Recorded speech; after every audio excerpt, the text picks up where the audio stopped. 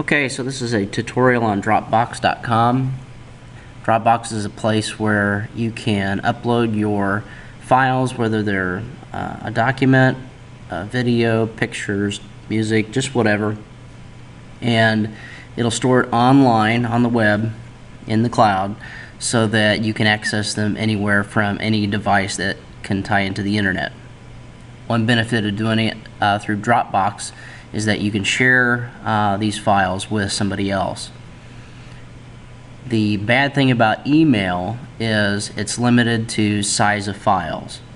With Dropbox, the size of files doesn't matter. You're sharing a link and it links to the Dropbox account that you're sharing it from. So we'll go through and show you this process. So when you log into Dropbox, you're going to have links off to the side that you have, and you also have some icons up top that go through and do different functions as well. And we'll go through each one of these. We have our folders set up. Now yours will probably look a little different than mine. Just like on your desktop PC or your Mac, you're going to have folders that you would create to stay organized. So let's say, for instance, we want to go ahead and upload a file. So we're going to put our mouse on this upload button right here. We're going to click it and we select choose files. We then go through our computer and figure out what file we want to select. So I'm going to look on the desktop, and then I'm going to select a document called our global impact. We double click and you can see the status bar goes all the way across. Check mark says we're done. You can add more files or just click done. Now you notice that the new file is already highlighted right here. Now we can open it by clicking on the name of the file and it turns to an underlined name. You can click on it and it opens it up, or you can simply leave it, move it, share it, whatever. So let's go through the steps of sharing it. So once we highlight it, we highlight by clicking in the middle, and then we're going to click where it has this link of a chain. So we're going to click the link. It's going to take us to the Dropbox share page. We could either import contacts, or we could put their email in, or just whatever. We could also click the get link and it's copied to the clipboard. If you didn't want to do it that way, you could always just right click in the URL and then copy.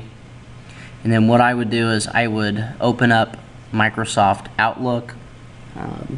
For those of you that use Gmail, you could go through Gmail and then just copy and paste by right clicking and then choosing paste into a email, and then emailing it off to whoever you wanted to share the document with.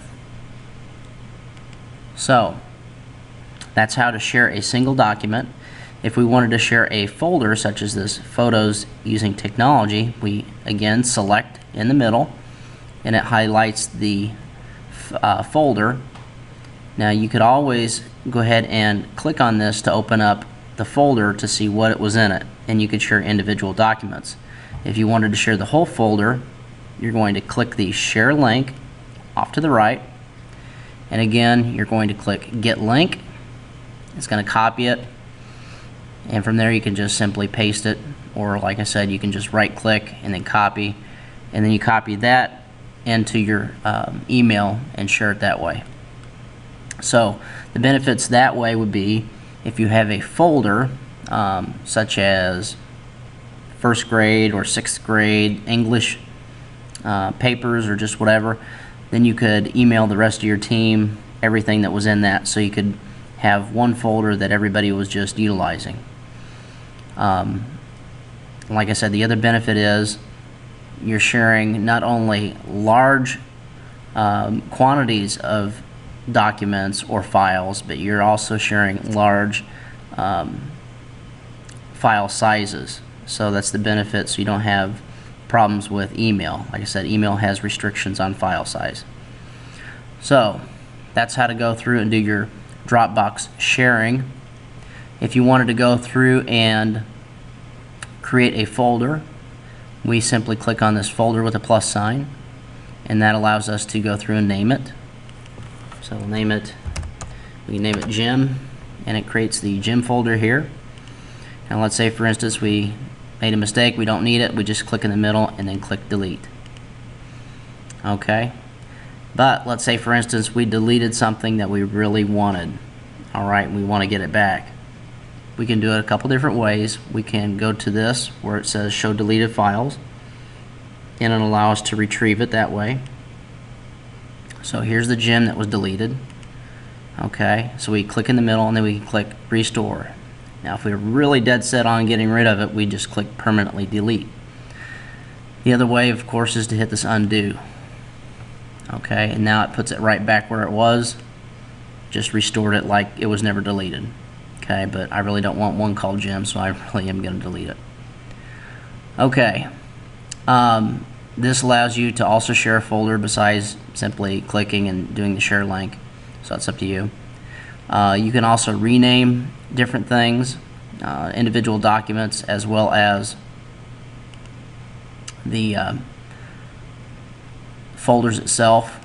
So if we wanted to rename this, we just again select in the middle, hit rename, and then it allows us to rename that particular folder or assignment. We can also move these things all over the place. So if I wanted to switch over this Geico commercial that Mr. Chase loves so well, we can switch that over to a different folder by selecting more and then move, and it allows us to go through our folders and choose one that we want. So I could select this. Now if you wanted to go to a very specific folder within that, you could always hit the plus sign and it kind of expands things out. Okay, but I'll just go ahead and just select it in this main folder and hit move, and you see it disappears. Okay, so that's the real premise behind Dropbox. And again, if you want to get back to the main page, all you have to do is click the Dropbox logo off to the very far left, and it reboots it to the home page. It's kind of like an internal refresh.